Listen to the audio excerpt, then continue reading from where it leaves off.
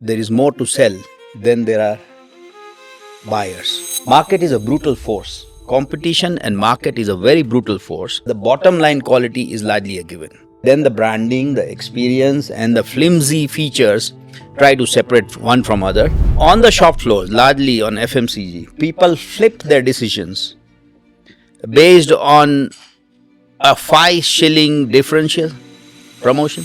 It's a bloody red harsh ocean, okay, where sharks are eating each other, where the size of the pizza is same. If I get 5 slices, you get 3. If you get 5, I get 3.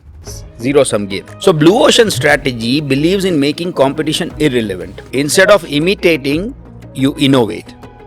Instead of competing, you create. In a rat race, even if you win, you are still a rat. All of you will agree, customer is king? All of you, who pays our salaries and our wage bills and our dividends and all? Who? Customers. Now blue ocean says non-customer is an emperor. So it's a myth busting. It's a very counterintuitive myth busting phenomenon, blue ocean strategy. And trust me, it's very exciting. The blue ocean strategy is just that.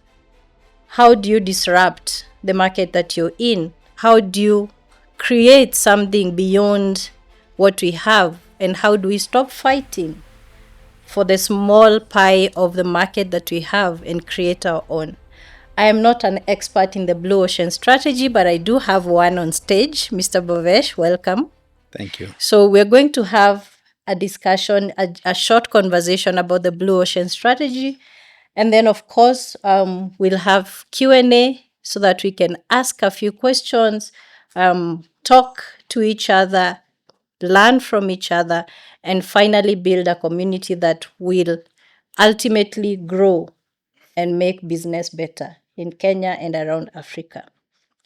So Bhavesh, should we get right into it? Thank you. Yeah, we can. Awesome. Jump in. Thank you.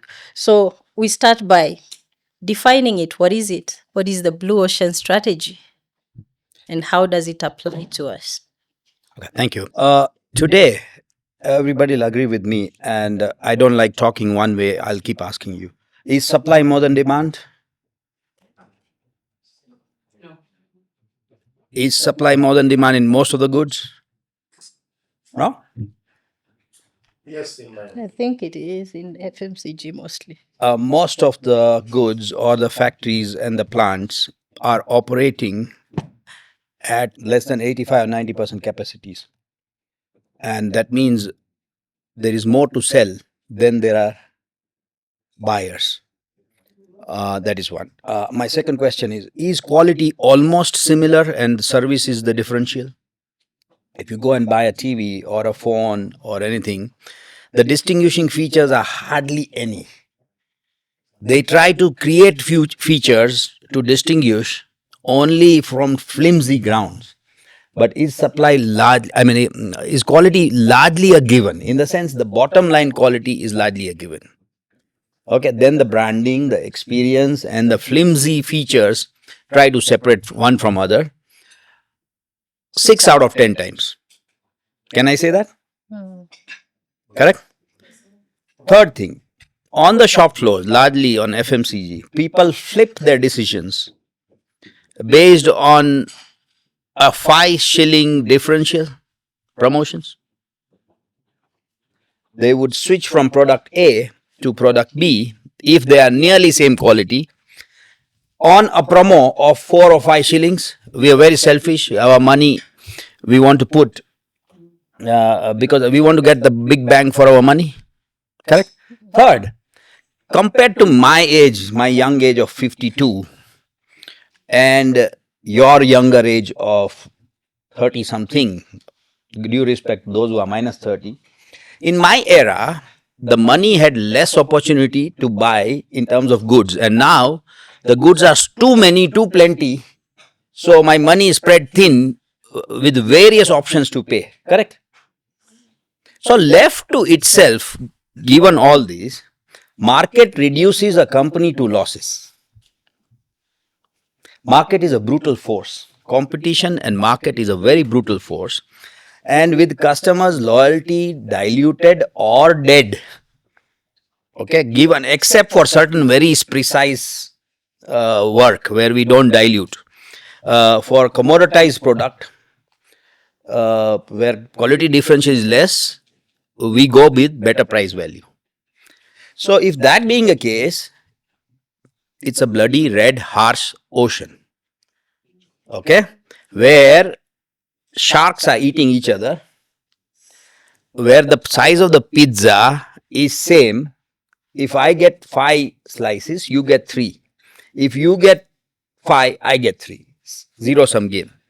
So in that situation, red ocean is competing. It's killing each other as a company on a feature war, which are flimsy features. Okay? So that is red ocean today. And left to itself, commoditization, oversupply, a lack of deep customer loyalty, relatively, drives you to loss. So that is red ocean. And you play an imitating game. Imitate. Now, on the contrary, imagine a scenario where you have a blue ocean, which is uncontested marketplace, where you, along with your pizza, you can have a pasta and you're going to have bread and you can have an Indian chapati as well. So you create a new market where you make competition irrelevant. Instead of imitating, you innovate. Instead of competing, you create.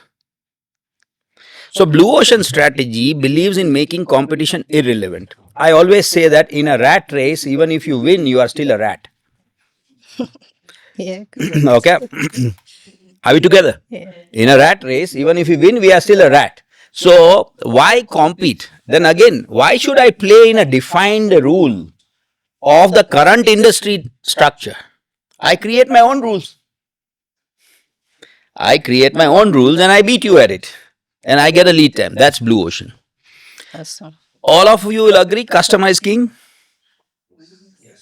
All of you, who pays our salaries and our wage bills and our dividends and all? Who? Customers. Now blue ocean says non-customer is an emperor. Can you beat that? Non-customer, Who's the emperor? king is a smaller denomination than an emperor. Non-customer is an emperor. So it's a myth busting. It's a very counterintuitive myth busting phenomenon, blue ocean strategy. And trust me, it's very exciting. I would not want to be a rat in your race. I would rather be a snail, but I define my game and I have no competition. Or a cheetah or a Tarzan who doesn't run but who flies across the trees. Are you with me? So that's blue ocean. Welcome to the world. Awesome. Thank you for the really deep definition of blue ocean. Now, the next question would be, how do you know that you are in the red ocean? I think most of us in today's world are in red ocean, knowingly or unknowingly. See, when I gave you an example of rat, right? Now let me take you to the example of pig. Never wrestle with a pig. When you wrestle with a pig enjoys our scratching of the skin as a tickling and we get dirty. In this world, there is rarely a place where the competition isn't. True. And the lead times, even to the best of the companies, are not more than 4 or 5 quarters. Even in blue ocean, you cannot be perpetually in blue ocean. Others will catch up. Everybody's reading the book and I'm training everybody. So they'll catch up. So blue ocean is a space where you redefine the industry boundaries. There are techniques, I'll tell you, where you create new demands which were not there. And you have new customer bases which were non-existing before.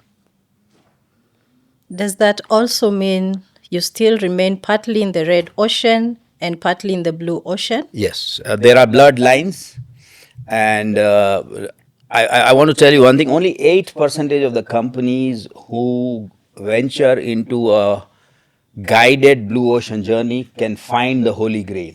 8%. Okay? And that too after minimum 36 interventions with minimum 6% of their critical employees in critical roles. The holy grail, the full hog. Okay? But everybody can be benefited by one or two frameworks of blue ocean in their daily lives also. Okay, it's like Kaizen. It's like philosophy. You can gain a little bit. Some can have a spoonful feed, some can have a mouthful, some can have a stomach full, or somebody can have 7 course meal. The techniques and the frameworks of blue ocean definitely get you some gain. Okay, so my idea today is to let you go home with a couple of frameworks which you can use tomorrow or when you walk down. Awesome. Now, when a leader or a founder discovers that they are in the red ocean, what steps do they need to take to start innovating and to start moving towards a blue ocean? And in the economy that we are in right now, mostly, and most of the attendees here are in the FMCG space. We sell commodity. Everyday use commodities, bread, rice, oil, and all these things. How do you then create a blue ocean for a product whose customer is so defined? How do you then create an ocean for that, a blue ocean for that? Okay, it's a very tough question and a very important question. I think what is in it for you when you go back? Okay, now and here. So let me answer that after I unlock couple of lingo or frameworks. All right. Because it's a different language. All right. There are 2 or 3 frameworks of blue ocean that needs to be learned. In absence of presentation, I'll try to be as sexy as possible to explain you. Okay. First of the frameworks is a buyer utility map. A buyer utility map. Now, you all are in sales. Please define me a customer. Who is a customer? Petronilla is on mute. Okay, I just did a workshop for Sarowa Hotel last year, and what an amazing group. Who is a customer? Somebody. Who pays my bill, of course, who pays my salary, but one more. One of you, come on, venture again.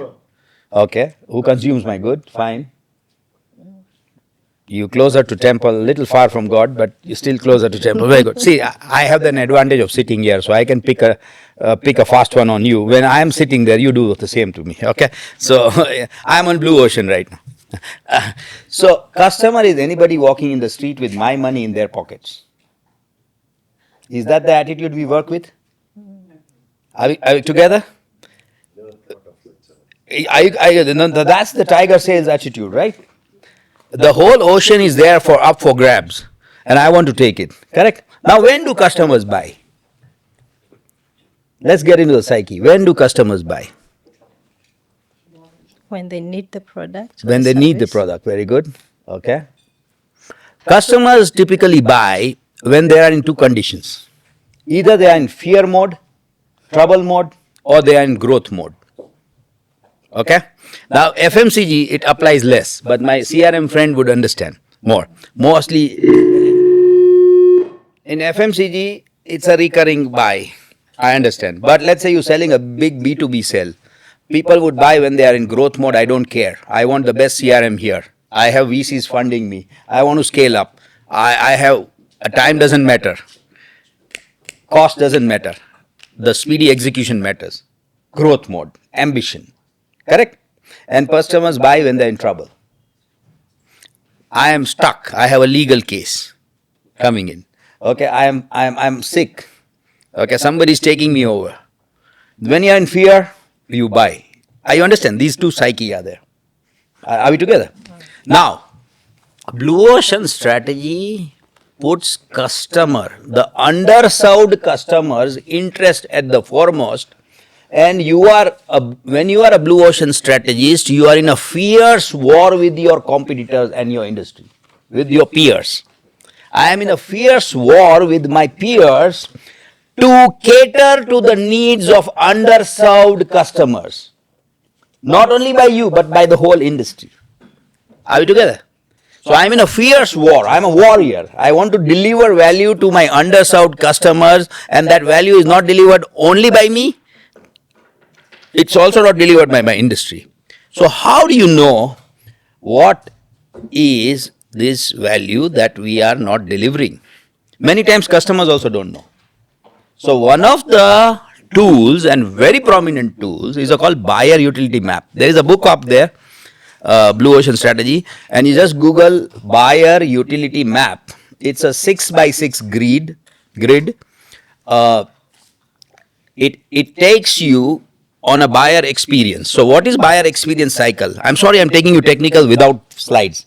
Buyer experience cycles begins from search of a product, to purchase of a product, to delivery of a product, to use of a product, to maintenance, to supplement, and to disposal.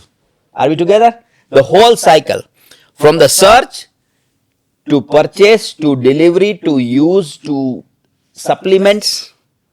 If I buy bread, I need butter. Correct. To maintenance and to disposal. The whole cycle. I'll give you a point in case. Where is FMCG product? Tissue paper. Kimberly Clark, Brazil. What can you innovate in tissue paper? By doing a buyer utility map study, they found an average middle class Brazilian goes to cash carry and buys monthly supply because it's little cheaper, and goes by dala equivalent of Brazil home, and it is through buyer experience cycle they came to know that the delivery was a painful thing because it was a voluminous. It didn't weigh much, but it took a lot of space, so I could not see. Then they came out with a product which they shrunk the core and packed it and saved 30% of the space. So you don't have to create value in the product, but they created value in the way it was packed and the way it was carried. And that could be done only with your worm's eye view, not bird's eye view PPT. Worm's eye view experiencing the buyer experience cycle. Are you together? So the issue they found was where? Delivery. Now, on that grid, I have not finished. On that grid, we have buyer experience cycle, and then you have buyer utility levers. People buy for convenience, productivity, simplicity, fun and image, risk reduction, and environment friendliness. These are the 6 reasons people buy. Okay? These are the 6 reasons they buy. They buy for productivity, convenience, simplicity, fun and image, risk reduction, and eco-friendliness. More or less. So when you plot this here in a y-axis and in x-axis, you see where currently the industry is present, and you will see out of 36 boxes, the industry won't be present, and I have done it with multiple countries, and industry will not be focusing more than 10 boxes. So other boxes are up for grab for you. Are you together? Now, second point. You may find that industry is torturing the customer in 2 or 3 boxes. Torturing. If KQ today I go, okay, because the routes are there, but the operational efficiency is so poor, I am with KQ only because the route is there. But tomorrow if somebody starts in the same route, I will throw KQ away. Because they are not operationally smart. They put me 36 hours in a lounge without telling me when is the next flight. Are you together? So there are disgruntled customers. So there are pain points. So when you study the 6x6 grid, you know where we are inflicting pain, but customer have no choice. Because not only me inflicting pain, also my competition is also. Are you together? Yeah. Second, you will find where there is absence. And if at all you go home today, I want you to go home with one statement: better is an enemy of different. Better is an Enemy of difference. See, what are we doing? We are in a rat race. Even if we win, we are rats. We are wrestling with pigs, and we are reduced to feature war. Okay, extra this vitamin, extra that packaging, and we are giving flimsy features. And in the race to be little better, we are over-investing in our product. Customer doesn't care, they go away. And we are not touching where actually customer wants. So rather, I will be grounded in buyer utility map, where we are inflicting pain, where we are not addressing the all aspects, I will found my holy grail there, play to my competitive advantage and deliver a different value proposition which customer may or may not know, but customer surely needs it latently. Are we together? Does it make sense? Okay, so better is an enemy of different. So the first one is buyer utility, I'm saying. The second process, sorry, I'm eating your time. No, it's all right. It's okay. All It's right. your The time. second thing is 3 tiers of non-customers, which we miss out, I'm telling you. We miss out the non-customers totally. And it is so obvious. See, the customer base that you have is a game of littleness. It's a game of tiny and it's a shrinking pie. But there's a huge ocean of non-customers who don't consider you. So the first tier of non-customers are soon to be non-customer. They are your customer, but they are in your wedding lock because of the children and the security and all, but they are thinking of somebody else. They are not served. And in here, there is no infidelity because there is no other person, but they are dreaming of a person. Are you getting it? Which is unsatiated need.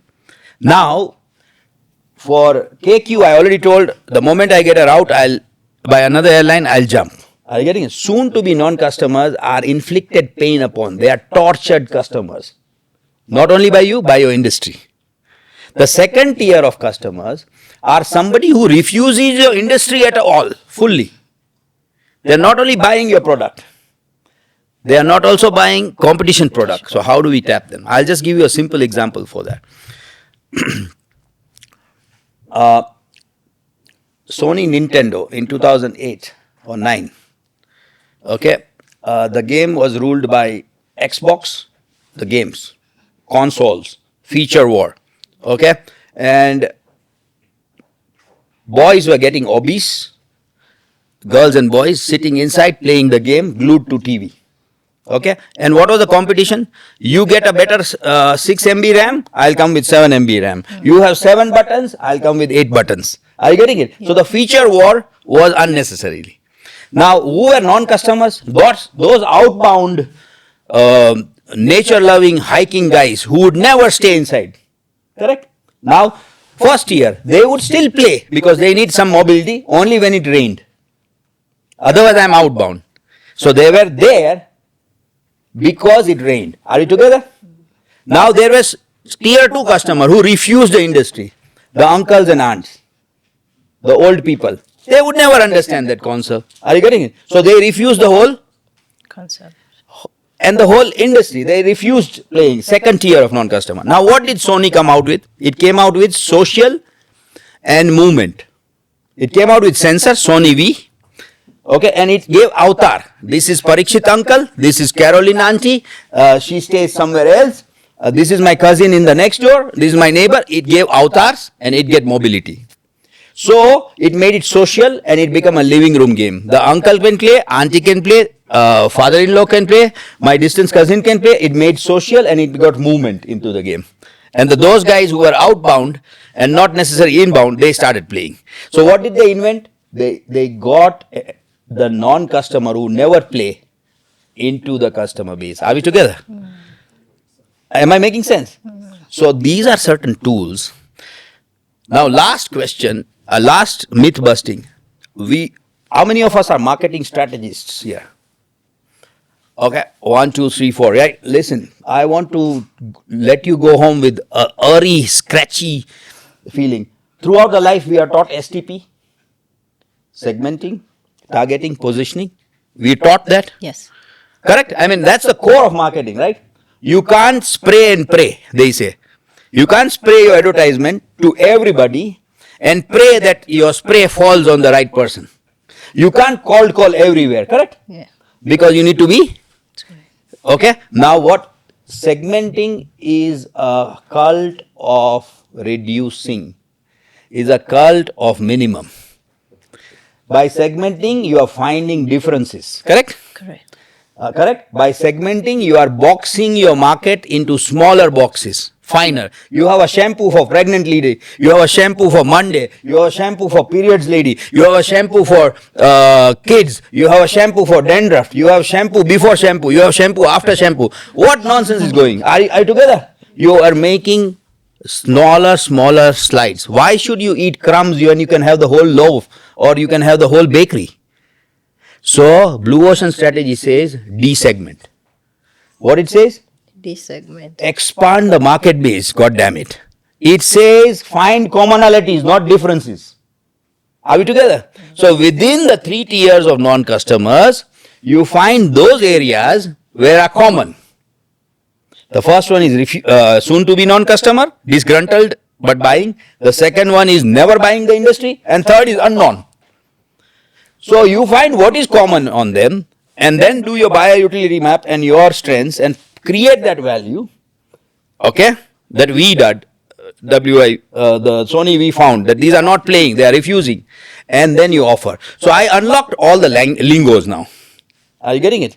I have given you that non-customer. So you figure out in your life who would never be buying, but what is the common need which my products can serve. Are we together? And then see if you can unlock demand by getting non-customers on play. If you can look at the 36 grid boxes and see where my other salespeople are not playing and I play. I'll give you a simple example which I learned very early. You know the people who sell apples on the road or tomato tree tomato on the road? You know, a typical housewife and a discerning Kenyan would buy a bigger size when the unit price is same, correct? For a fruit. Yes. Let's say my money is finite. I am a house lady. I have a budget. I have 6 children, 1 husband, 2 elder parents, and I have to run my budget. Okay, so I go on the road and I get say Mignola Pixie, or I buy a mango on the road. Which one I'll buy when the price is same? It's not sold by kilo. I'll buy the bigger one. The biggest fruit. Correct? Biggest fruit. So one of the smartest sales hacks was on the street, and when you go on the street, you learn. You keep the salesperson with tiny hands. You keep a kid with a tiny hand, so the same mango looks bigger. Are we together? Visual, comparison, Yeah. impulse. Are we taking it? Yeah. But how do you distinguish yourself? I'll tell you one more example. You go to Gemba, you go to market. Parikshit knows I go to market. Even if when I was in sales, I go to market. You know, in yesteryears we were selling newspapers. Today it's gone. A newspaper has a shelf life of few minutes or one day. Yeah. And when newspaper comes, the kids over there, and this is the market, the kids would run because they get the newspaper. If I sell, you can't sell. True. Nobody buys 2 newspapers, right? Okay, so I have to cover these all people, and the newspaper typically was sold for let's say 76 or 75 shillings. So I had to, you have to give me 100 and I have to pay you back 25. So how do I outrun others? So there was a smart guy. What he would do? Every day he'll innovate. So today I'll go with the newspaper and 25 shillings. So you give 100. So I'm faster than you. I will wear the best shoes. I'll go to the farthest first and come back or whatever. He tried many hacks. Lastly, the smart sales guy did, he just delivered everybody the newspaper and he says, I'll collect money later on. Some didn't pay, but he did it for 4 or 5 days, the others got tired. So what did he study? He studied the buyer utility map delivery. If my delivery was fastest, I would outbid. Ultimately with his innovation, the other boys got tired and say, I can't beat this guy. Okay? And they all surrendered, and this guy ruled the market in a very routine business called. So I am saying go to market, study where the gaps are, and use these tools so you can study smartly. So now that's blue ocean. That's how you can create demand, unlock new customer base, create larger size of demand so your capacities are run. Better is an enemy of different. Don't just try to be better in a vicious, reducing circle of imitation. Okay? Beyond a, see, after my 6th chapati, it's a negative marginal utility. I can puke. Don't pamper too much in the same space. Pamper differently. It's a little bit like romance. Are you getting it? So that's blue ocean. Sorry, it was a 15 minutes gospel. Thank you so much for that. It makes a lot of sense and it feels very structured when you speak about the grid and what we are missing out. But what kind, now going back to the human resource side of business, what kind of mindset would a business owner or the team behind the product need to have to be able to do this kind of analysis and figure out where the blue ocean is at? Thank you for asking this question. It's all about mindset. In blue ocean strategy, you have to replace an empty mind or a full mind with an open mind. We all know it all. Today, wisdom is in so much supply that such talks get hardly any clicks. You go to Instagram and there is a smart chick or an AI giving wisdom, and talk is cheap because supply exceeds demand. There's so much of wisdom today, and people like us have a lot of competition, even from a non-existing copy person. So the mindset what we need is a mindset of an open mind, and the experience that we have to collect is a visceral experience, a worm's eye view. Okay, like in Kaizen, they say reality is at the Gemba. You cannot sit in glass chambers and see and think that this is it. Kimberly Clark went to the dirty markets, went to the Dallas, experienced the full value chain, and found what is the problem. In IT, we often over design products, and we miss the main core is a user experience, design thinking. We miss out quite often. So the mindset requires an open mind. The approach is visceral, go down to that level and experience. Toolkits are available, they have to be contextualized. It took me nearly 2 weeks to cater to Petronila's hotel industry to customize my blue ocean into the fitness of Kenyan psyche, Kenyan market, and the Kenyan and the Sarova's heritage of 50 years. I can't give Best Western the same pill which I gave to the Saro. Are you getting it? So you need to prepare. Okay. And then when these business owners have the right mindset, have the right team behind them, on this grid that we are preparing, how do you differentiate between something that is truly going to propel you to a blue ocean or something that is just a risky distraction in your business? Very good question. I actually don't have an answer to this, and I don't know. Something is called luck and fate. Blue ocean strategy basically, what I say is 90% of job is to find and create a blue ocean strategy. If you're lucky, you can create a full hog. Otherwise, you create tweaks and you blur the red ocean boundaries and get a little bit of blue most of the time. But if an organization, what is a leverage point in life? See, blue ocean believes in working smart. It doesn't want to rat race. Correct? So when do you get a leverage point? And I am a fan of Dr. Brad Savage, my guru, who taught me next phase leadership, that how can you get disproportionately high return on your proportionately finite effort in terms of time, money, and resources. Everybody is time constraint, everybody is money constraint, everybody is resource constraint. If anybody says I have unlimited resource, I want to bow down. Nobody has it. Correct? Now, our efforts are finite. So when I put my efforts to a leverage point on a fulcrum where a small weight can give me disproportionately high return, what is that? The science of next phase leadership, where I am coached, is when a 3 to 6% of your critical employees in critical roles are enrolled to this phenomenon, they buy this mindset, they imbibe it, chances are they can lift the rest of the 97 to 94% and get the company up. So one is that. Second is, there are 3 hurdles in execution. First 90% job is to craft a policy, a strategy, a blue ocean strategy. The second 90%, I would say, not 10%, is to execute. Okay. In execution, we have three hurdles. We have cognitive hurdles.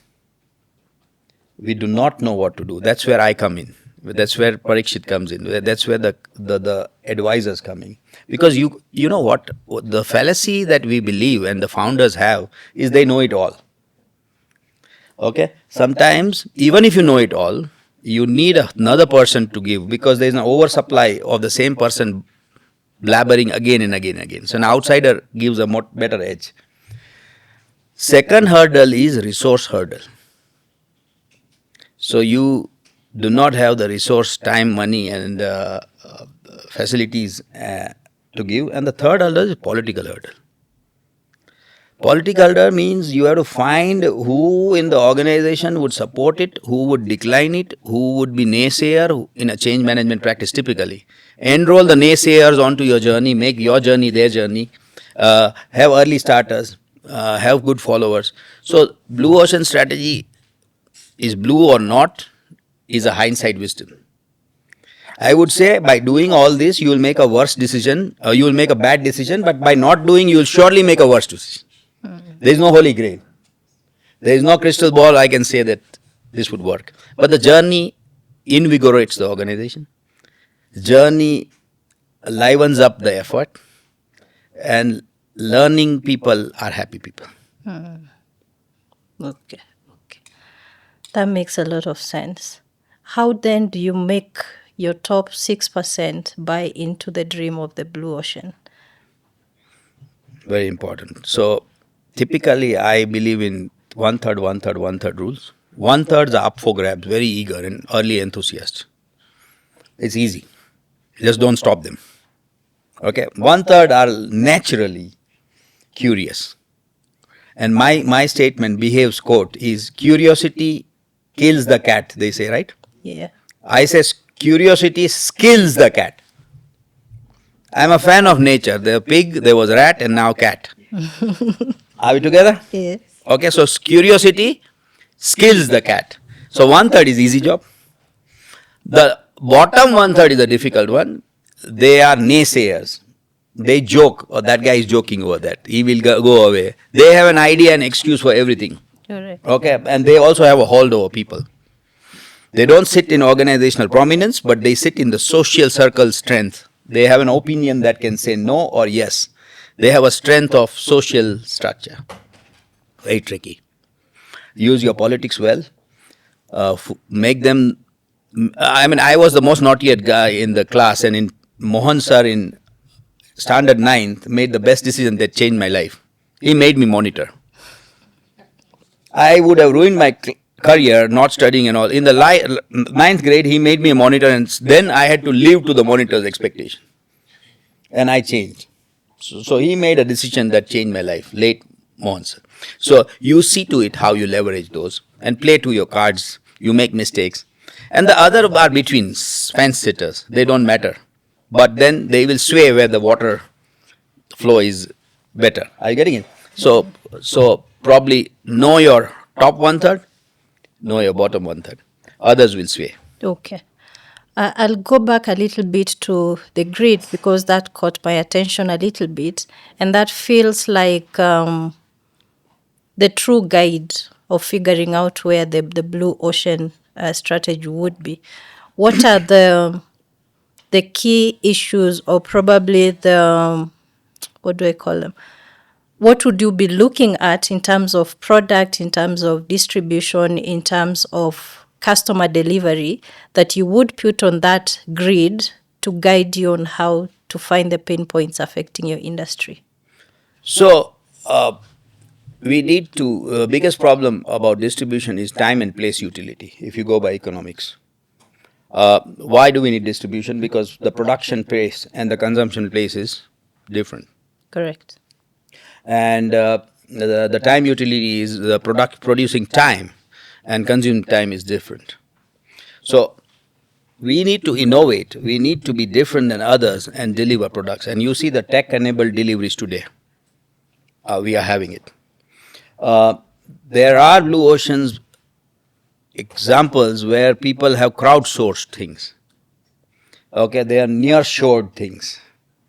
They have cross-docked and got things closer to them. They have crowdsourced together, so the logistics costs is going down. So there are examples of this. It's very difficult to really craft a blue ocean in this area, but if you can cut some corners, if you can cut some cost, if you can reduce some time, it is good. Okay. And I think world has really mastered what is up for grab in terms of this part. There needs to be a very transformational disruption innovation to come in to leap from where we are already sophisticated to the next level of quantum leap. Food still cannot be downloaded. Tangible products still would be moved physically. Yeah. Are you together? So a lot is done. We are near par excellence. We need to figure out whether there are disruptions coming in or not. So I don't have a clear answer to that. Okay. How is AI affecting the implementation of the Blue Ocean Strategy now versus when the Blue Ocean Strategy was crafted in 2005? I get you. So AI definitely is a great augmenter. And also, I think the shrinkage of lead time. If earlier Blue Ocean Strategy had a lead time of 2 or 3 years to the person who has Blue Ocean Strategy and plus people who are wanting to be there, me too, I think the time would shrink.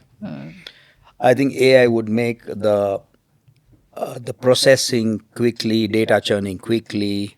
AI also would give predictive value, scenario building. So AI really aids. I totally leverage AI, and it's going to take us to a new leap, a new realm of the world where we are super smart. And I generally use 2 lawyers in a very critical case. One lawyer fighting my case, and other lawyer is paid to act as if they are opponent. And in Ethiopia, where I defended many cases, I hired the third lawyer also, who would act like a jury. And then I'll use my discretion. So with AI now, I can have 3 agents doing the same thing and still take my decision. Are we together?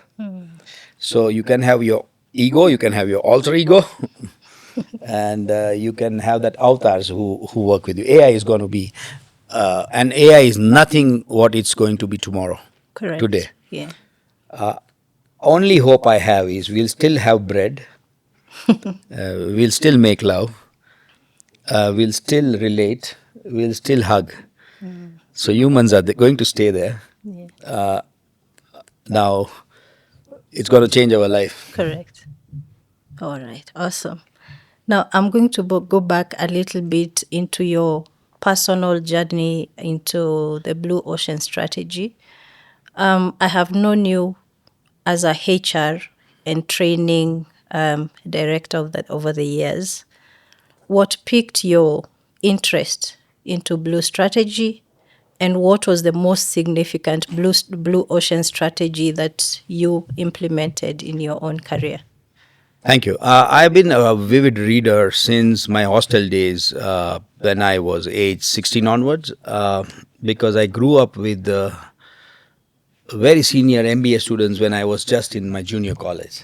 And I was a handy boy to them. I used to prepare the reports. They would tell me, read this whole book. And I was a typist. I know ASDF, GF, comma, LKJ. We are trained into typing skills. During those era, I used to do the reports. In that process, I had an early inkling into what the intellectual life in management is. And I had an early start, probably of 5 years compared to my other people who wake up later on. So that's one blue ocean. I started early. I got a vicarious experience into MBA life, being ready to serve as a handy boy to the senior people. I read the book in 2008 or 9, and I wrote to them that I want to be a train the trainer. One of the defining moments in my career was becoming a dean of a B school at the age of 26 in India, where my students were elder to me, few, And some professors had more experience than 26 years, and when I was 26 years. And I taught 11 subjects. Because it was in remote part of India where faculty wouldn't come, and then if faculty wouldn't come, I have to read the book in the night, and I go and plead the students, hey, listen, we'll learn together. So those were cognitively, I got cognition and deep thinking and critical thinking in my career that time. One of my gurus told me very clearly, if you are in HR, don't become an HR. Always go where the customer and the sales, employee customer encounters happen. So you get the real feel, visceral feel of how the money is made. And always go where value is added. Go to the Gamba, go to the factory where the value is added. So probably I followed that to the T. Coming to Africa was the best blue ocean strategy move that I did.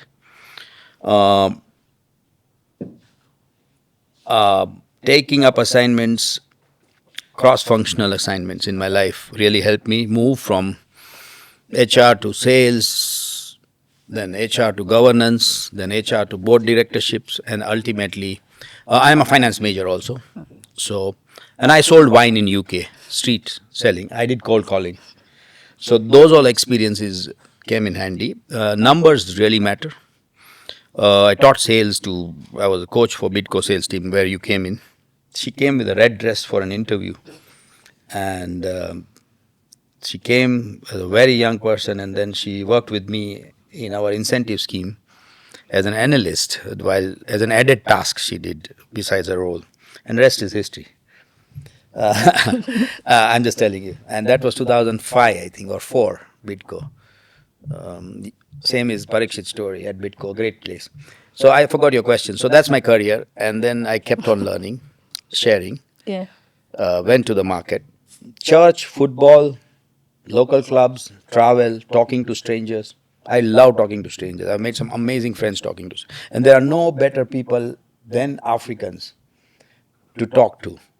Once I went to New York, I was running out of I ran out of battery of the phone, and I asked somebody, I was on the 5th Avenue or 6th Avenue. I lost the block. There is street and avenues. There is a grid in New York. And I asked somebody, where is this place?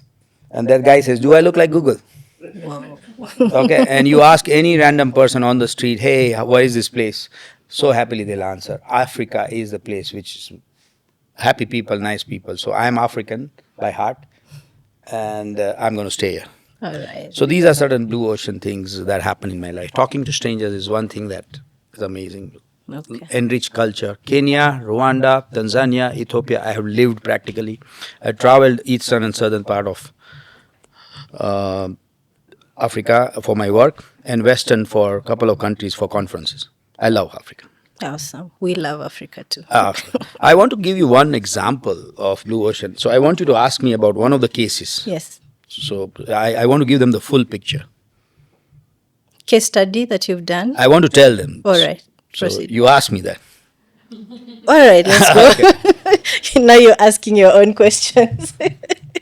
So tell us one of the case studies that you've done about when ocean. you either go up or Yeah. you go down in your industry segment. Generally, an industry is you trade up or you trade up. Your industry segment is premium, mid, and Low. low. Generally, in high, medium, low. I am a fan of high, medium, low. One third, one third. Generally, right?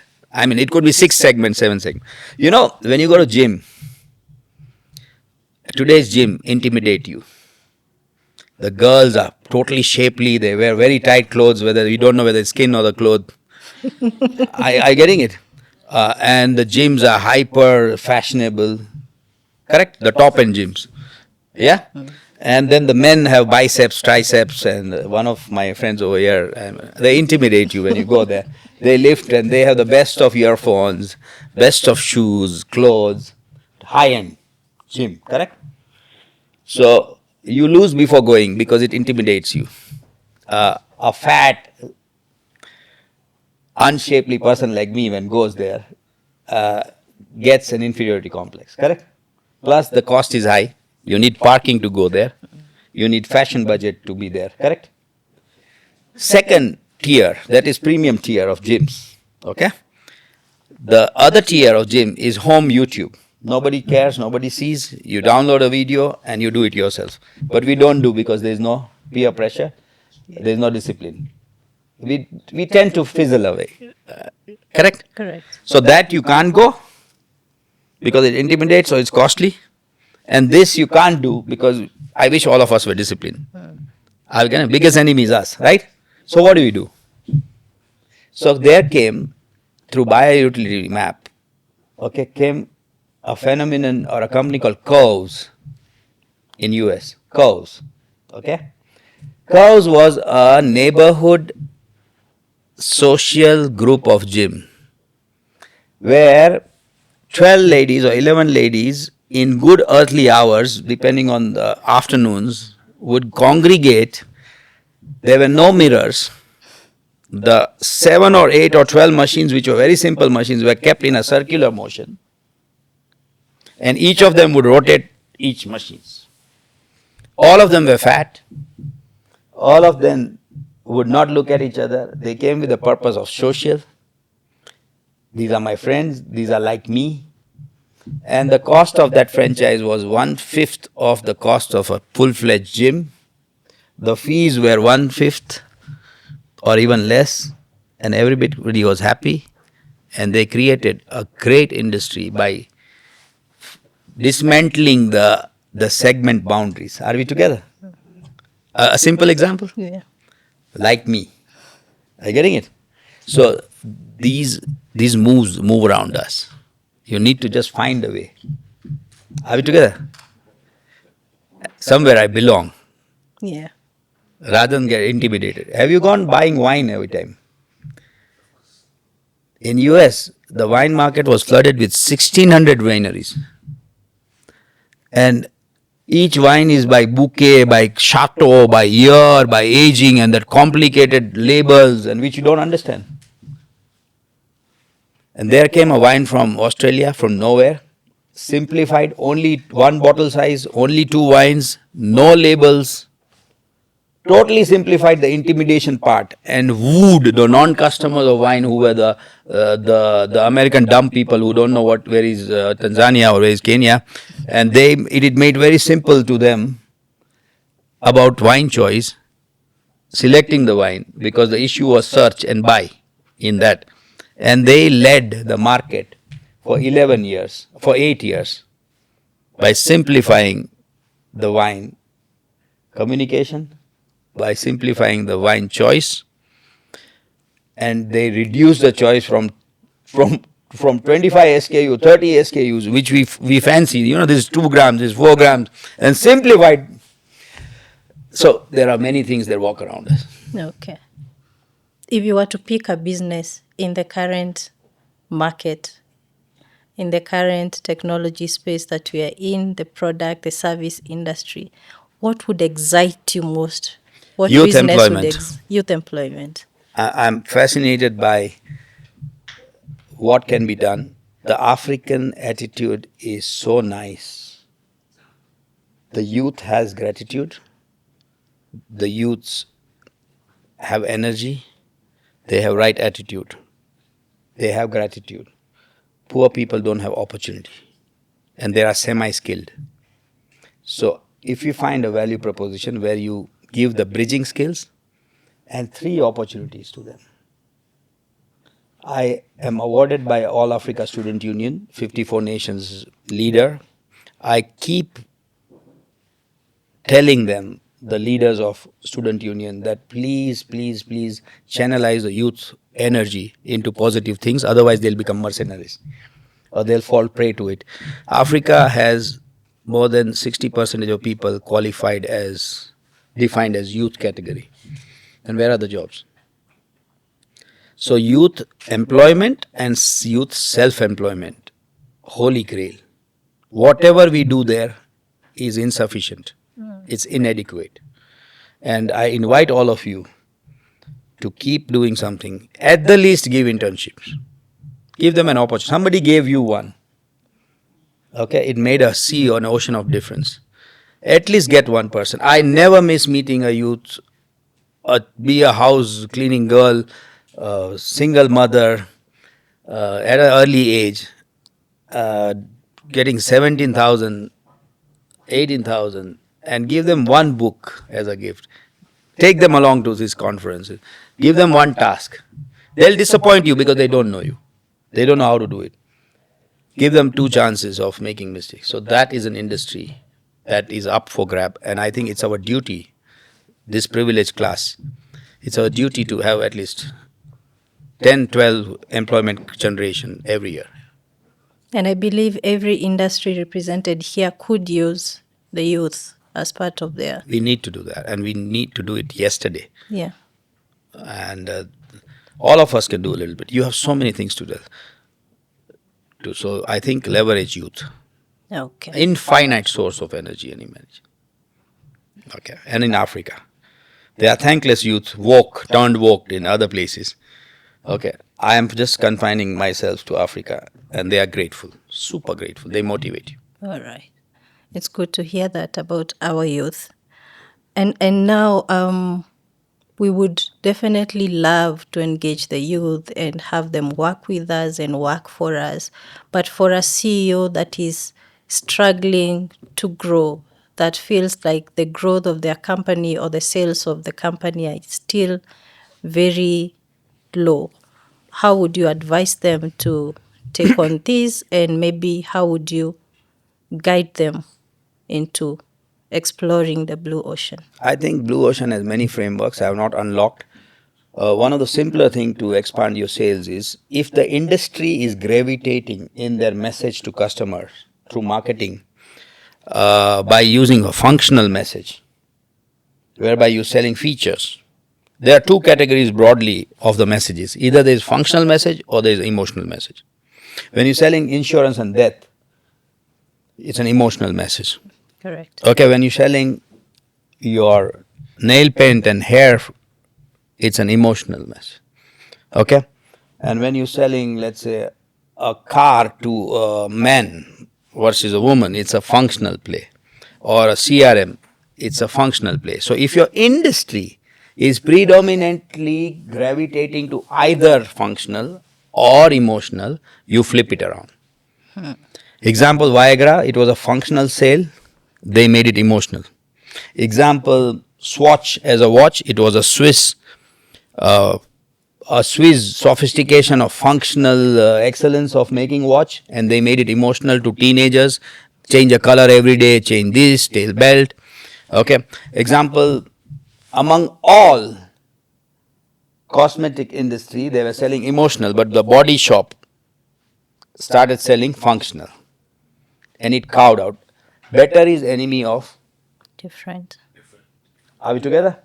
So, okay, by the way, Body Shop I heard uses animals, so it's not good, if that's true. So, I don't want to market wrongly. So, first message to CEOs with dwindling or challenging sales, depleting market shares, thinning margins, and bottom line, there is no room for escalation in supply chain costs. How do we absorb it? Is to flip, and it's a low hanging, to flip your emotional message. Second thing what they can do is look across industries. When it's your spiritual world, you look inside, but you look across industries and see. See, one is a strategic group. What Curves did is premium, home, gym, and they found a mid path, and they expanded the market. Correct. And they desegmented. And so one thing is desegment, one is look across the industries. So across the industries, what you can do, let's say we all are competing in the space of evening dining, restaurants. So within restaurant, you have fast serve, fine dining, you have ethnic or whatever. But what is the actual purpose? If you broaden the need, it's not only food. The need could be an evening out, rejuvenation. So if I can club paddle with food, with the child care for early parents, and I can bundle all this, I can expand my pocket share of customers' money. Who's customer? Walking in the street with my money in their pocket. So if you expand your offerings by looking at the buyer experience, not only stick at use, go to supplement, go to installation, go to disposal. And if you can expand the pie that you serve, not only CRM, but tomorrow I'll take care of your AI training, I'll take care, I'll implement it myself. So how can I expand by looking across the industries is one thing that a low hanging fruit that a CEO has. One of the other tools, okay, I'll give you an example of user group. Buyers manifest themselves in how many groups? I don't want to be a monologue. When you make a sell, you make pitch to who all people in the same company? Repeat the question. A buyer, there are many buyers for the same sale within the same company. Okay, so I run a program on B2B sales and sales. So one buyer is a user buyer, consumer. See, your child is a consumer of education, correct? School. But the customer is the parents who decide which school to decide. Are we together? Right. Are we together? So a buyer manifests, let's say take example of Silas. What's your CRM called? FE sales. When he is making a pitch, he is selling to a CEO who wants a problem to be solved, who signs the check. He is selling to the sales manager and the sales team who are users. Second buyer. Third, he has a gatekeeper called IT guy. True. You have to deal with. And the gatekeepers, always you remember in Hindi they say the kettle is warmer than the water inside. Okay, are you getting it? So these gatekeepers are nuisance. Okay, they have larger than life ego. So you have to deal with IT guy also. And the moment two of the folks meet, the ego war of feature and over sophistication comes.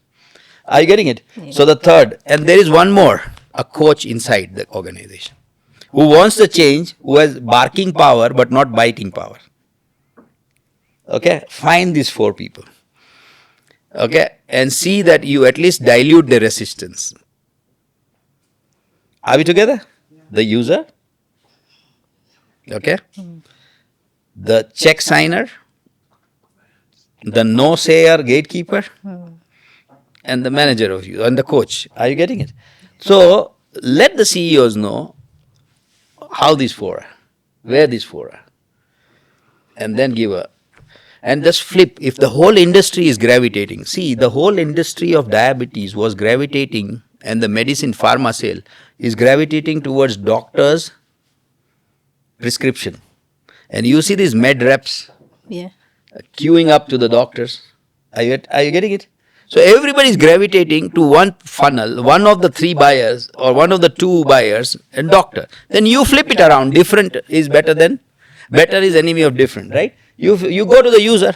So what did Noah Nordisk did in earlier couple of decades back? They invented a diabetes pen which is so user friendly that the diabetic patient can do it and buy it off the shelf, and they discounted and removed the middleman doctor, non-value adding, who was taking commission, and everybody focused on doctor. They created a huge market by focusing on. Consumer. Are we together? Does it make sense? Yeah. Yeah. Salesforce versus SAP. What did Salesforce do? Salesforce came out with cloud. It came out with plug and play. Rather than those donkeys years of implementation of SAP, the cost of implementation, they just changed the game.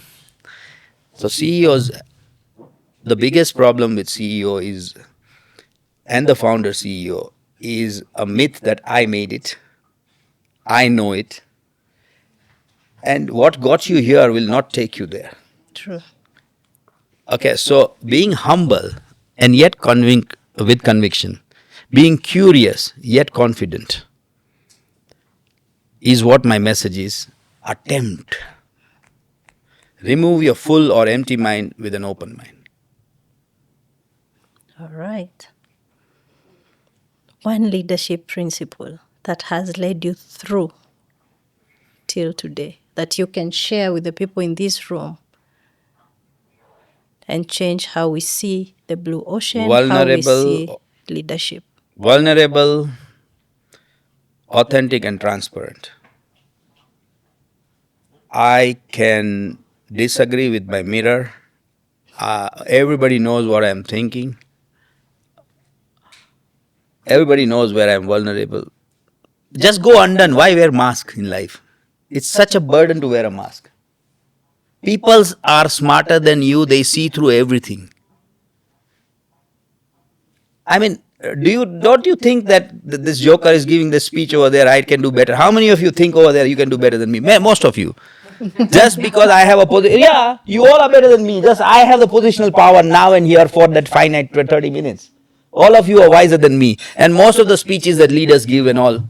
Be vulnerable, be honest, be transparent. You're very modest, Mr. Bhavesh. Very modest. I don't think. I mean, let's agree to disagree over a coffee, and then you can upgrade to beer. But what I'm saying is, people see through you. Yeah. Don't wear a mask. All right. You can take tough. I told you 4,000 exits I've managed in my life. Of course, I might have created 10,000 jobs, but how you make your problem our problem and do it in a least damaging way, in a most respectful way, and work hard. Prepare. How much worried I was to come here on time. I'm geographically rusted now because all roads are new. Bridges have come. I lived here many years back. So be vulnerable, be honest, be open. And so, Awesome. So now I think I would like to open this conversation to our audience. We have spoken a lot, they have listened a lot, but I am sure there are questions, there are insights, there is information some people in the audience may have and would like to share with us. I would like, Debbie, if we can have a mic go around. Thank you, Mushiri. If we can have a mic go around, and then we have some Q&A session. Thank you. thank you. You want water? No, thanks, I'm good. It helps, huh? That's really insightful, really grateful, and really thought-provoking. Roundable. If we have any questions, please, this is the time. I'll go before since I have the privilege. Yeah, sure. One of the things we struggle mostly as entrepreneurs, as salespeople, is balancing cost and value. And Notion strategy really enhances that we keep our costs lean as we deliver by premium value to our customers. How do we get to balance this?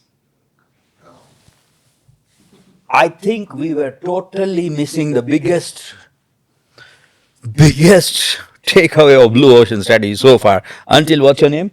Moshi is my name. Thank you for raising this. You know what? We totally missed this out because this is one of the core holy grail of Blue Ocean. Thank you, boss. Otherwise, going back home, I would have felt like shit. I didn't do this. Okay. Generally, we have a concept of if we want to add more features, more services, more value, more quality, then the cost is high. Correct? Yeah. It is a given. Now, one more myth that is busted by Blue Ocean, and I'm going to take time, please, because without this, and this you can use it today. This you can use it Today. today. Okay. So, thank you, dear. I love you for that. So, you saved me. Blue Ocean strategy coined a term called value innovation, which is a simultaneous pursuit of lower cost with higher value. Simultaneous. Not the trade off, either or. Earlier game was either low cost or high value.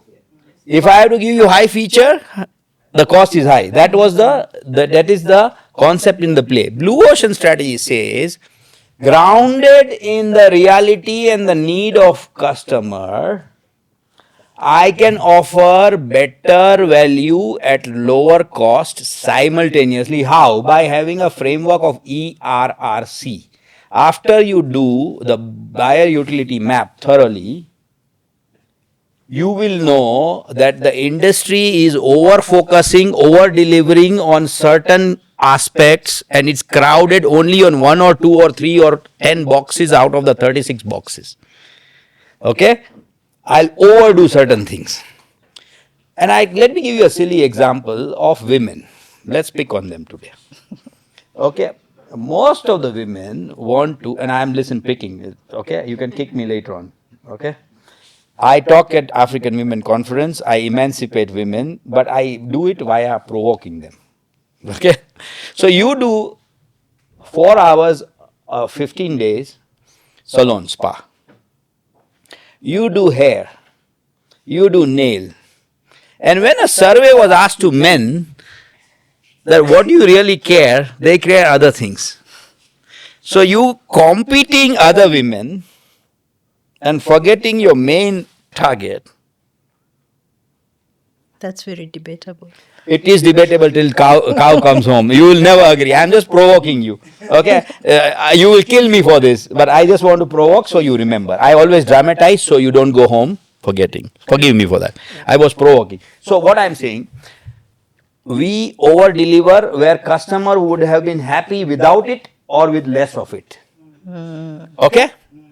And we concentrate incestuously into certain zones which become convenient and imitating grounds. Okay? Within the 36 boxes. So, E is eliminate and R is reduce. So, within your effort, within your time, within your sales budget, within your sales go to market strategy, find out what you can eliminate. It's very difficult. But surely you can find what you can reduce. Okay? Yeah. But you will wear the lens of customer. Okay? You will innovate and not. So by doing E eliminate and R reduce, you free up resource, time, money. Okay? Use that resource, time and money which you reduced or eliminated to do raise and create. So raise some things which customer need and a competition is not doing to make you different. Are we together? Yes. And create which is totally not done. What did we do? Sony V, it created social. It created movement in the game, which nobody was offering. Are we together? What did Curves do? It created social. It created social. It came out at time zones where parking was not required, the women were home, children were at school. It created those zones. Are we together?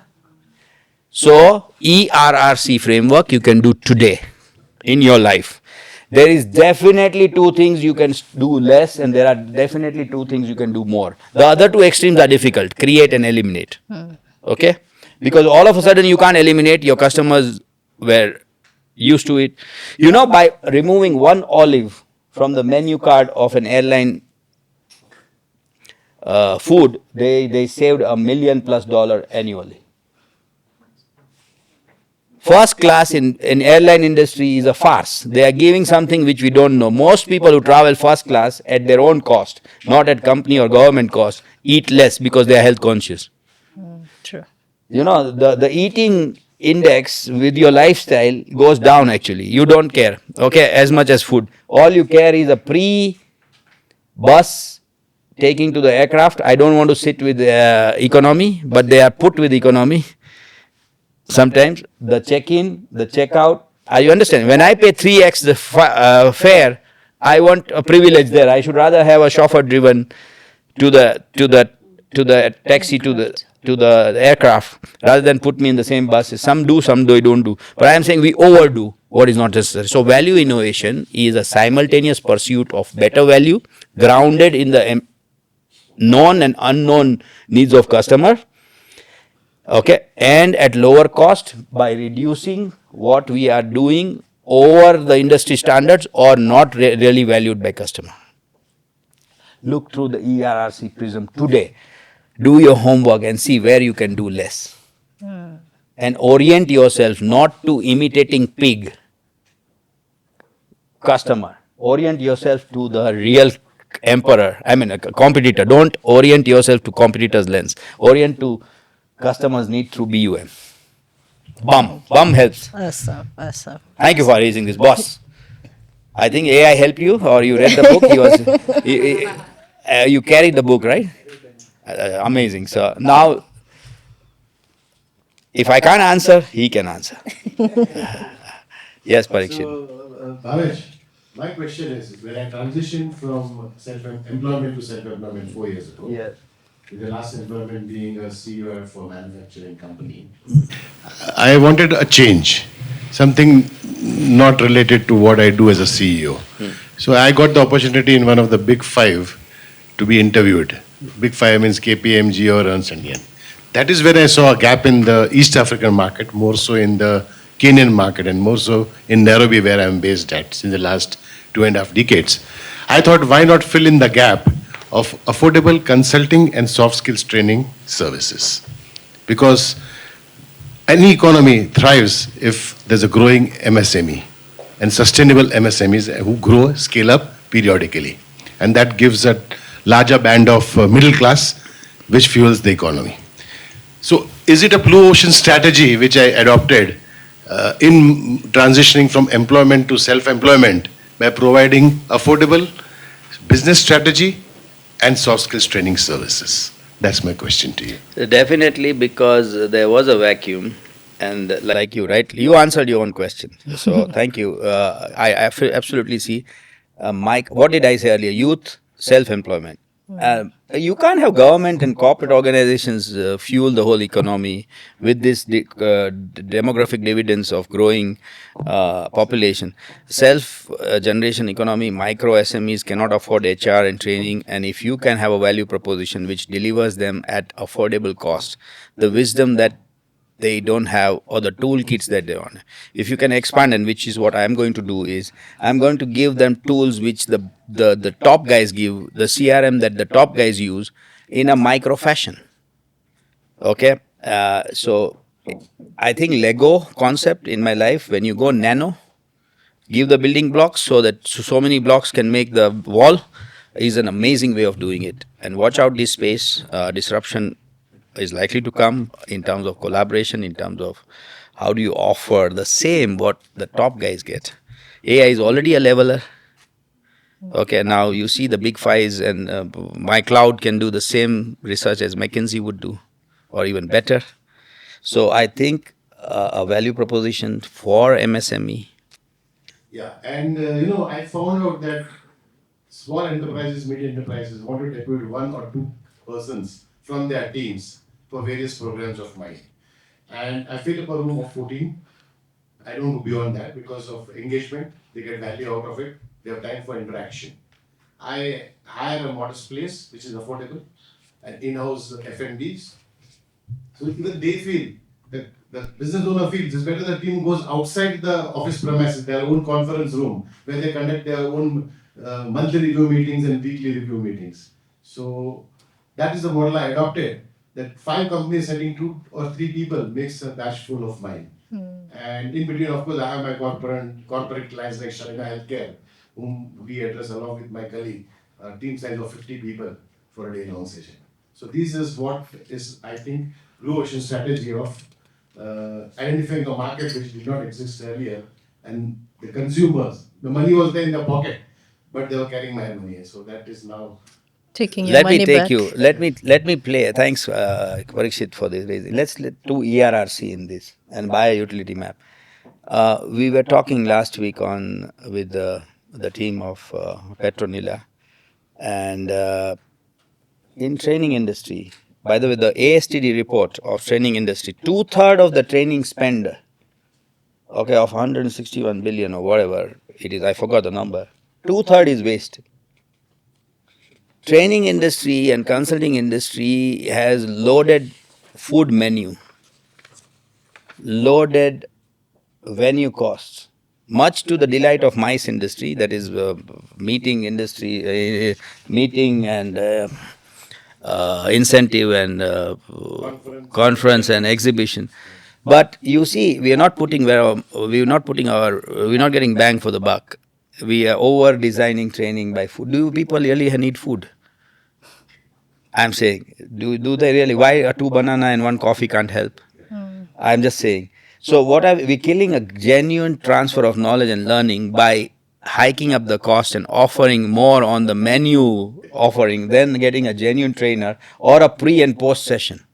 So how can we eliminate food, dazzling venues, and raise the pre and post and a giveaway of real knowledge, a real toolkit? Yeah, working lunch. Uh, It was not a full-fledged. Correct. So I think we imitating the wrong things, and just because the other guy gave this, I give this, and then you give those folders, and I would rather give cash to people, or I'll give a book credit to a person that okay, if you forbid from doing this expensive dinner and you forego and have a smaller one, the differential I'll give you in books credit or a training credit. What is the purpose when you come for learning? A fancy food or a food for thought? So you can create that definitely. Training is meant to gain knowledge and convert it into Yeah. wisdom, and that is the primary objective of any participant. Thank you. Yeah, so that is something we are obsessed again. Look around with the lens of ERRC, you will see wastages. I want to give you one more before I forget. I told you about rat. What was rat? The rat race. Rat race. Okay, you still. I told you. Yeah, I told you about pig. Yeah, don't Okay, play. then I went to cat. Yeah, skin a cat. Yeah. Now I'm coming to dog. Look around dogmas around you. Dogmas are those prevalent practices which are not questioned and they become templated. Okay? It is just not practice. In speech, supply exceeds demand. People have attention span of 15 seconds. And if I start my speech, so now I am going to tell you about blue ocean strategy. Start with telling about blue ocean strategy. Don't have a foreplay there. Are you with me?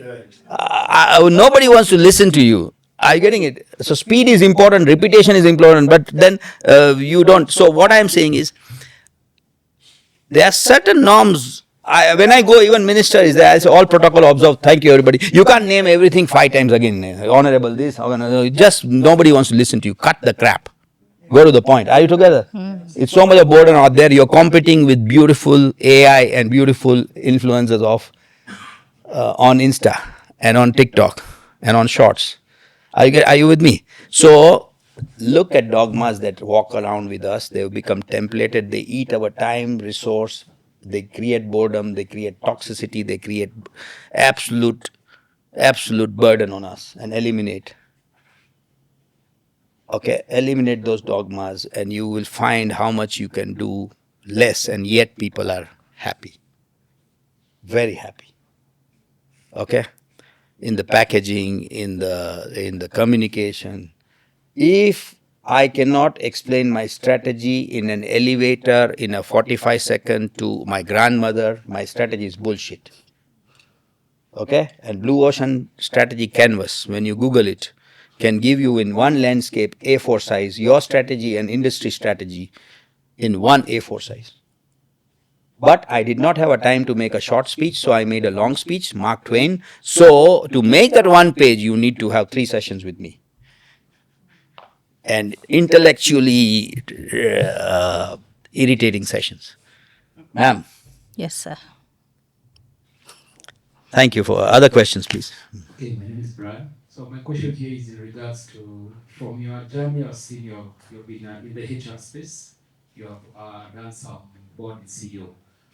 What I've gotten from you in the Blue Ocean is that first it has to be people-centric, then the customer realm. How do you match the two, especially in the sales team?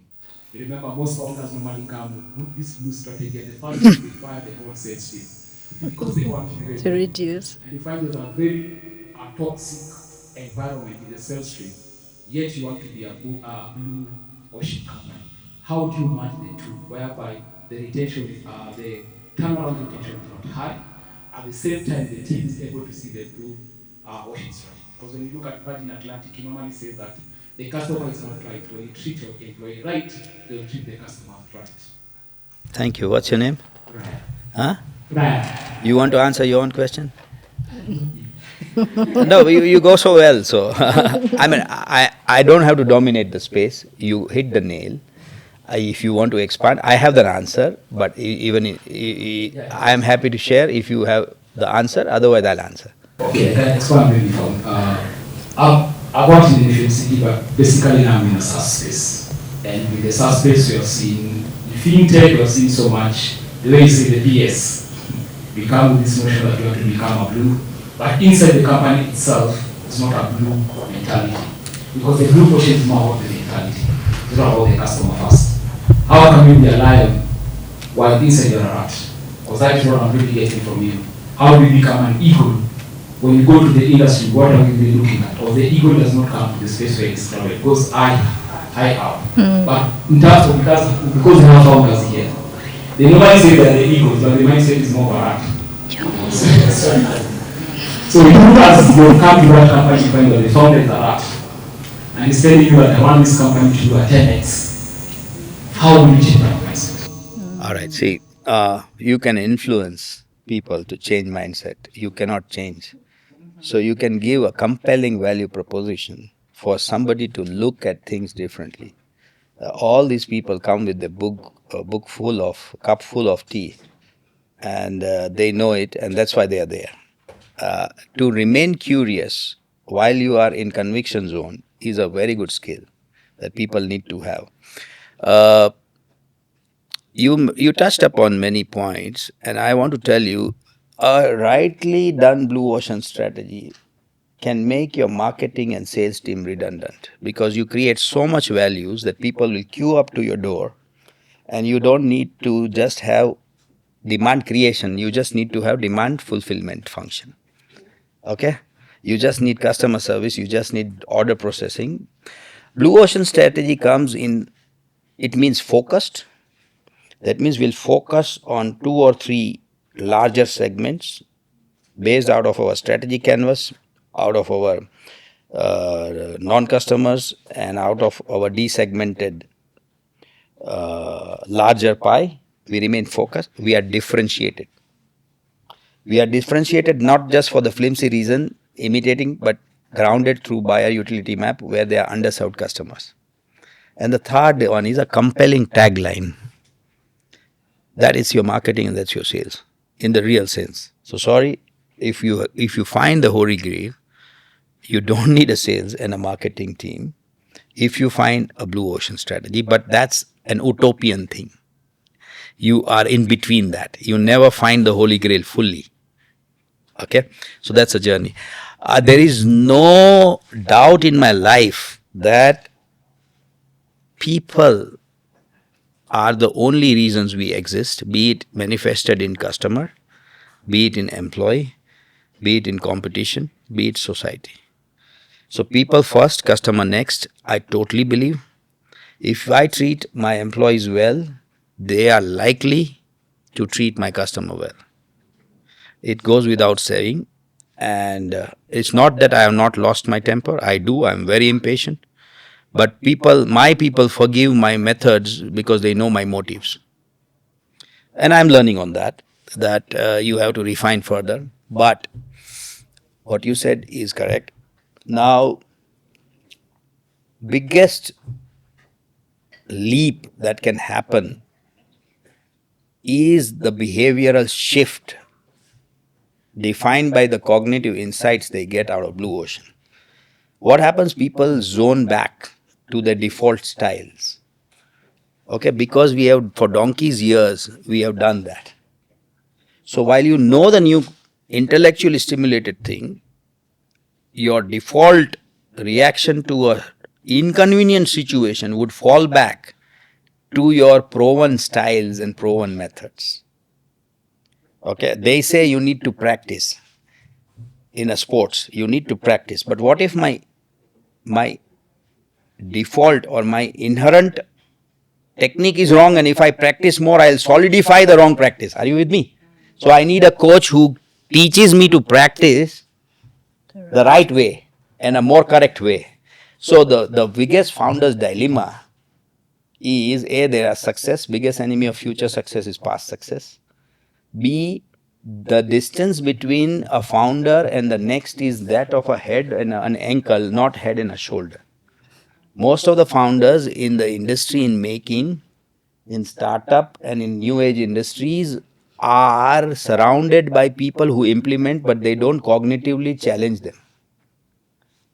Are you see a good founder who wants to scale would surround himself or herself, and that is proven by Elon Musk. By Elon Musk is still head and ankle, but by Jeff Bezos, by Alibaba, by the many new guys who are surrounding themselves with super class specialists, if not generalists, and they seek advice from them. So how humble intellectually you are to to take advice from specialists, and that is what is my see that my worry, that we will max out prematurely and not realize true potential because we surround head and ankle. An organization structure, I am a student of HR, and should be head and shoulders, and head, shoulders, chest, elbow, I mean this, and it should go cascade, not head and Okay. ankle or underground. So that is one thing that we need to cognitively and consciously remind ourselves to be humble, to be curious, to question our own dogmas, our styles, our beliefs. Don't change your values, but your cognitive frameworks need to be expanded. Treating people always help. There's no doubt about it.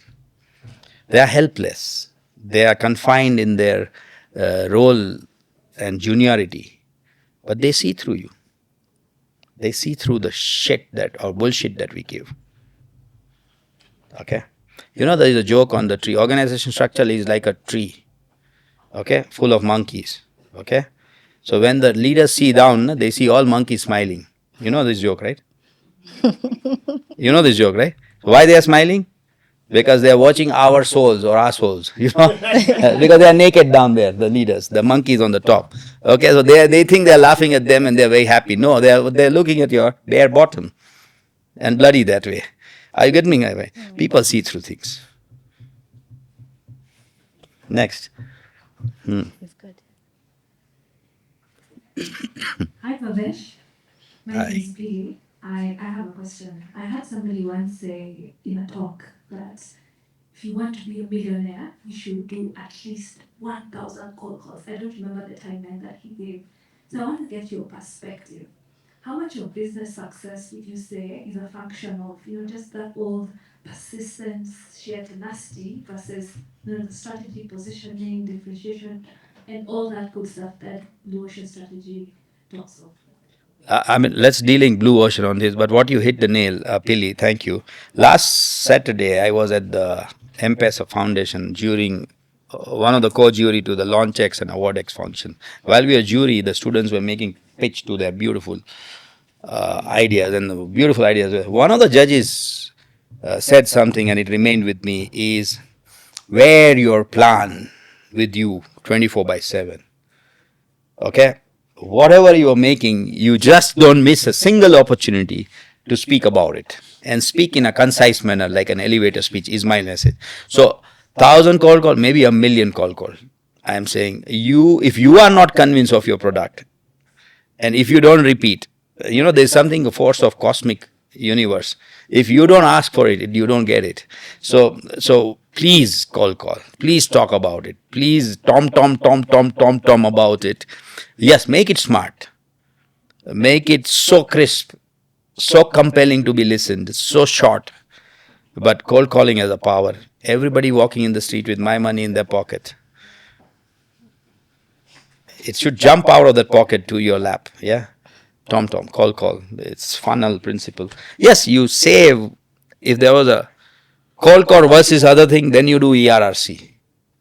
Again, but if there's nothing to do, at least I'll talk about it. I talk to strangers. I've seen many smart salespeople. One of my friends used to be selling high network financial planning instrument. She would woo the secretaries to find which flight the boss is flying, try to hack into the system and get the seat next to him or her. She was superbly smartly dressed that even the best of CEOs would want to talk to her. Okay? And she would get that undivided 1 or 2 hours with the main person. Okay? And she'll make a pitch without sounding overselling. The first thing the guy would do is out of the flight is tell the Sekis, I need to call her. She'll make it so finishly smart and come back with the same flight because the purpose was to get the time. Okay, so the CAC goes up, but the strike rate is so good, correct?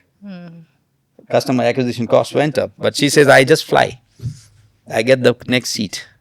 And she had finished that. Even the best of men would want to. And if there was a woman, she will underdress, not to compete, and still have a touch with her. She'll do the homework, which club, which food, what, this thing, which brand, everything homework, and she'll display that. You never get a second chance to make a first impression. True. Call. So, from my observation, every blue ocean eventually turns into a red ocean. So, for that SME, for that consultant, for that CEO who has just discovered the blue ocean, what is that one thing that they can consistently do to just expand the window of them being in the blue ocean now before everyone else catches up? Remain intellectually humble. Thank you for raising it. So it's an addiction. Once you get one, okay, it becomes once you have the 6% of people enrolled to it, you're unstoppable. Then you keep the constancy of purpose, ensure the resource and time is cull out for those future, live in the future zones, and cull out that focus, effort, and prominence to creating the future. Keep the constancy of purpose, and it's addictive. I'm telling you. Once you get into it, you want to do more. And another fear of addiction is the other guy is catching up. So I want to be. Keep running. It's obvious, isn't it? Okay. A quick question. You spoke about next phase leadership. I'm curious to hear more about that and how it ties in with execution of the blue ocean. Thank you so much for asking this question. Next phase leadership deals with a very concrete stage of our life where we all are specialists.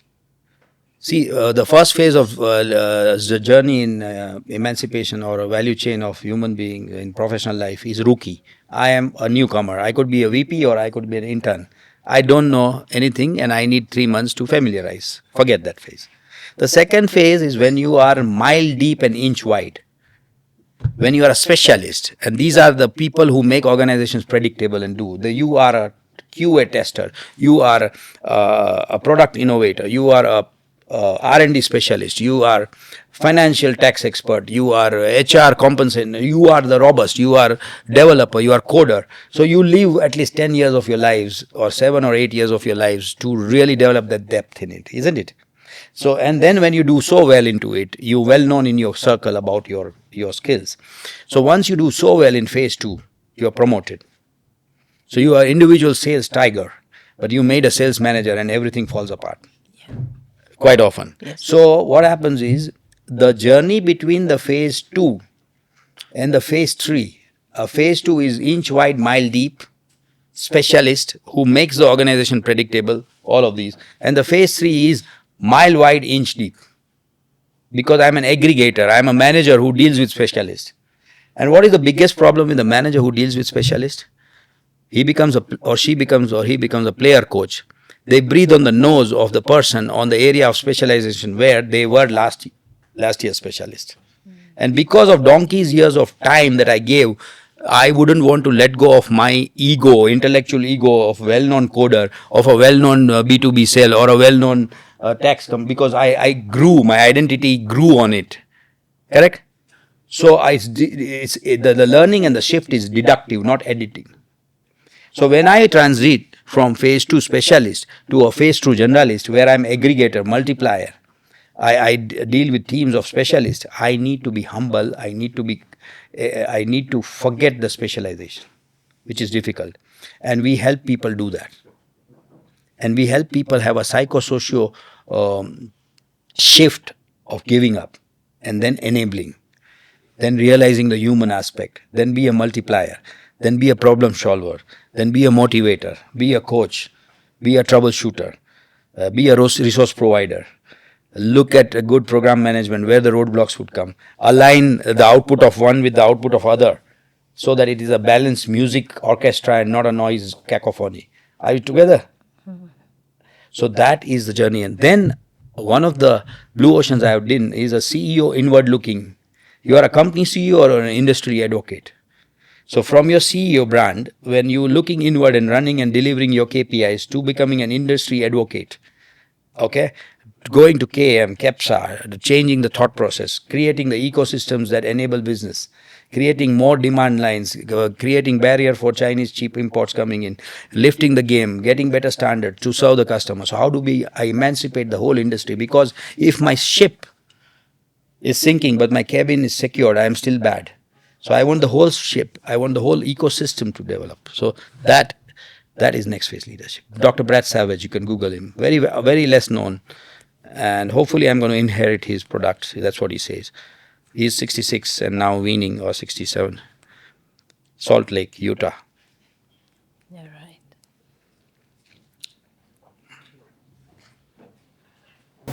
Thank you so much, Bhavesh, for the very insightful engagement, and for Caroline for organizing this.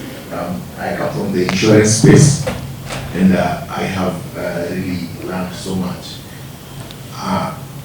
You talked about the blue ocean strategy, being different from the normal marketing strategy in terms of segmentation. You're saying in the blue ocean strategy, we segment. I would like to hear just a little bit more about how do you do that, especially for those of us in the service industry where competition will be very stiff. Lastly, maybe as a request, some of us, like myself, interacting with your philosophy and being in engagement for the first time, maybe you'll be gracious enough to share with us other forms of engagement with you, maybe your other podcast. You have money? Books and so on. Yeah. You have money? Yes? You have money? That's the only form. You tell us where to pay. I do a diagnostic talk, and we can discuss the financials. Desegmentation techniques. Look at the commonalities of non-customers. Tier 1 of non-customer is soon to be non-customer, a disgruntled, choiceless scapegoat, where you are inflicting pain, one person. Second group of people who refuse your industry. The beer drinkers of USA never chose wine because it was not fun. It was intimidating. Okay? Choice was difficult. So the ladies of homestaying wanted to be sexy, fit, toned, but they would not go there because parking was an issue, cost was an issue. It cost me another designer wear, and I wouldn't look in shape. Why should I go there to get insulted? So what is common of my need? Then the unknown, the far away customer. So do a visceral thinking. Do the buyer utility map and see which aspects are totally not catered to. And I do a reverse way of doing it. I compel in my 2-hour session to my industry, I compel them to visit all the 36 boxes. Okay? And I compel them, give me one.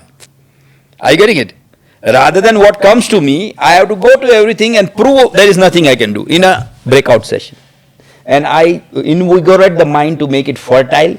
That's my technique, and I want to invite them to the zone of their creativity, experimentation fearlessly.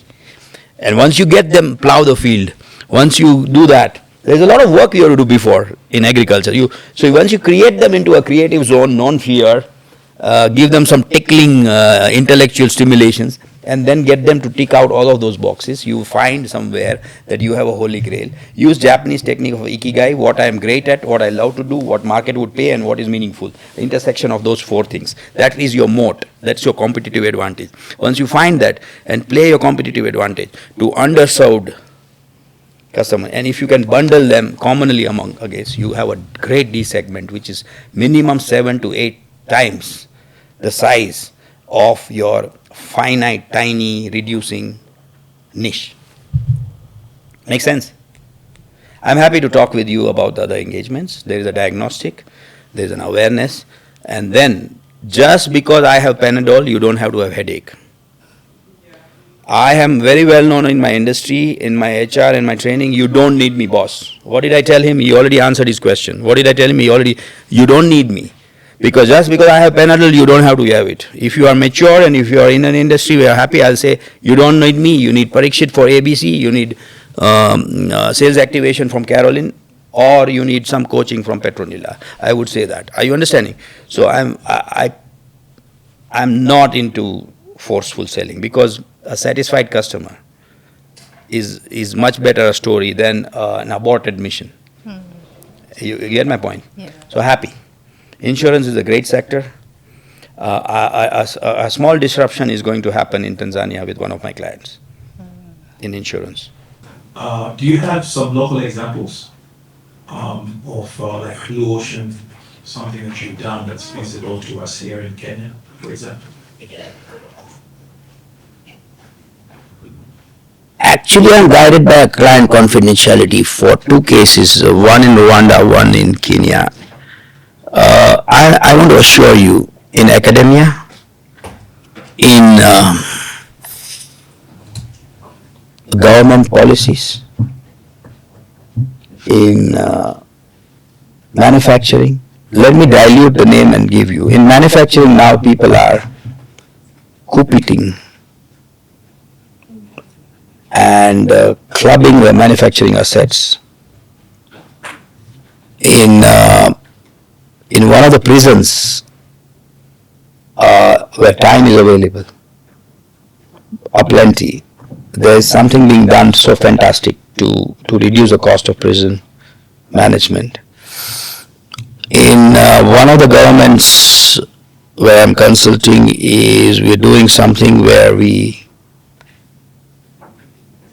innovate and we create a catalytic system to innovate. In one of the influencing bodies, we are pitching Pan-Africa from Kenya, because predominantly Kenya has an edge in terms of your human capital, entrepreneur capital, in terms of the congregation and clustering of the fintech, gig economy. 1.2 million Kenyans are gig. Okay, and they are flourishing. So there's something coming out to become a regional player, origin from Kenya, in this space. In a redundant, boring FMCG, cutting of SKU from by 20 to 30% to leverage your supply chain cost because of finer imitative feature war. New and new SKU came. This is 12 gram. This is 13.5 gram. Okay, this is this many. This is this. In advertising space, we did a blue ocean where in my own company, we got a pickup designed with a roof. Okay, I did it in Rwanda 2021. My pickup was designed with a roof, and biggest underserved non-customer decision making. What is the most beautiful part of a single bungalow villa? Is the roofing and the color outside, correct? And guess what? Because our factories were located in a remote, I didn't know blue ocean then, but I did that, and then I realized it was blue ocean. Okay, so imagine women were not participating in the most important decision of selecting the roof when it mattered to them the most, because it was most visible besides the paint. I'll just tell you. Now, because our factories were located in industrial town and women wouldn't want to go there, it's dirty. Or they go to Gikomba, women wouldn't want to go, especially the beautiful nailed and haired and high-heeled stiletto women, right? They wouldn't want to go in the dirty place, with respect. So what we did, we designed a simple pickup, put all the samples, okay, and you can go to my LinkedIn and check. And we put all women crew, and they will come home, and they also came with an ice box that we can have both of you sit, they'll demonstrate, they'll show you, and they will capture the view of a woman. And we expanded our market, and guess what? We also sold in the process the dog shell, the security cabin aligning to that color. Are you getting it? So we expanded. So there's a micro blue ocean moves that I have actually been involved doing it. I think Interesting question. I will add a little bit to Edward's question. What we are doing here today itself is blue ocean. What Upton Arc does is a BTL company. We run activations, we do merchandising, we do promotions. But we have figured out there is need for knowledge, there is need for information being passed to the sales people within the country. So this alone shows that beyond what we are doing, there is a need that no one in our industry is actually providing. So we started building that, and that I think aligns with the blue ocean as well. There are phases of blue ocean. There could be a totally earth-shattering, or they could, like I saw, 8% or whatever. Please listen. I just want you to take these tools home. I wanted to give you a cognitive option to what we are told. Strategy was taught for donkey's years in management thought as a military origin. Frontline, headquarter, outrun competition. It was benchmarking. It was competitive led. And also one more thing, please understand. I want to ask you a question. What percentage of the shots Federer got right in tennis? Federer, you know? Yeah, Roger. Tennis, you know? Federer was GOAT, the greatest of all time. What percentage of the individual shots which make up to a match, which make up to a set, which makes up to a tournament, would have Federer won? Somebody. Only 54%. Counterintuitive. I got answers 90, 80 because he is a GOAT. I mean, he's God of tennis, those who play. Only 54. But then he got those 4% right in that crucial moments, and he didn't lose many of those in those crucial moments. So some take a spoonful, some take a mouthful. I want to give you a cognitive option. Military did not define strategy. And please note, the unit of study of blue ocean is not a company, because Jim Collins' book, Good to Great, Built to Last, by the time book was published, there were a couple of companies which were mentioned, Built to Last died. So embarrassing. Very embarrassing. Are you getting my point? So the unit of study of blue ocean was not a company, it was a strategic move. So they just picked those strategic moves which were different and not the person. Same Federer lost 46% of his point. So I can't make him greatest of all time. I had to just study which were those 4% which made difference and what is the commonality of that, and I made a theory out of it. Make sense? Cognitively, different. It asks you. I do it with professors, I'm telling you. They don't give up STP. Till cows come home, we debate. What the hell? My existence, my existence is on STP. Segmentation, targeting, and positioning. Anyway, next. Mine has been what? I'm taking one more question. Mine is not a question, but I take this chance to also say my name is Petronella. And yes, Bhavesh had a very nice session with us, so this is to also tell you all to take time, and Bhavesh has not paid me to market him, so I'm just saying out of good heart that Petronella has. Please take time to listen to him, and if you can have time with him in your places of work, we will direct you immensely. To his question, I wanted to just add that a lot of times we do things, but we don't know that they can be blue strategy. What are the things that you've reduced, eliminated, and created differently in the market? That's a blue strategy. So look at them as well. From the things you've done in the office, there could be very tiny things like the Oli story from American Airlines. What's that one Oli that you removed that has made a big impact in the places of work that you are in, or in your houses as well, in your families? Thank you, and thanks for that. Awesome.